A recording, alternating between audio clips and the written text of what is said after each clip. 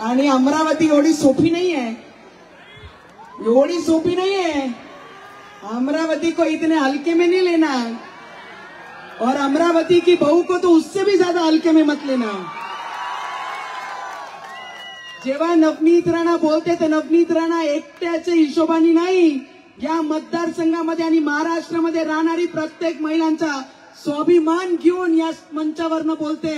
आणि एखादा टीन टप्पर मुंबईवरनं उठून येते, एखादा टीन टप्पर मुंबईवरनं उडून येते आणि एक सुनीवर सांगते, ज्या क्षेत्राला अंबा नगरीच्या नावाने पूर्ण महाराष्ट्र ओळखते त्या सुनीला सांगतात आणि असे असे शब्द सांगतात की तुम्ही ऐकू शकत नाही, मी ऐकू शकत नाही, माझा परिवार ऐकू शकत नाही, माझे मुलं ऐकू शकत नाही। या पद्धतीने माझा तिरस्कार एक मंचावरनं करते।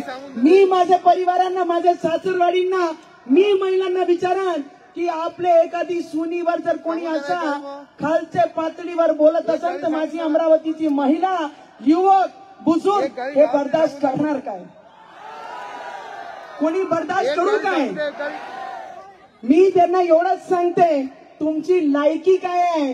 5 टर्म या मतदारसंघामध्ये तुमच्या पक्षांनी प्रतिनिधित्व केला, तुमची लायकी तेवढी राहिली नाही की तुम्ही हा मतदारसंघ मागून या मतदारसंघामध्ये उमेदवार देऊ शकला नाही।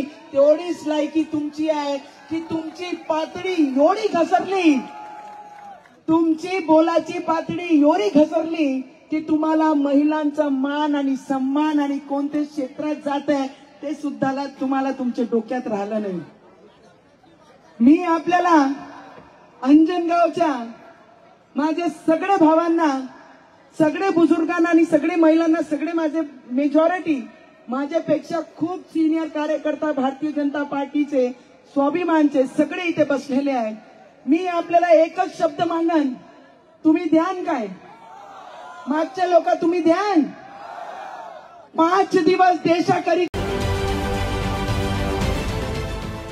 देश विदेशातील प्रत्येक घडामोडींचे लाईव्ह अपडेट मिळवण्यासाठी आता साम टीव्हीच्या सर्व सोशल मीडिया प्लॅटफॉर्मला लाईक, फॉलो आणि सबस्क्राईब करा। तसंच सर्व नोटिफिकेशनसाठी बेल आयकॉन प्रेस करायला विसरू नका।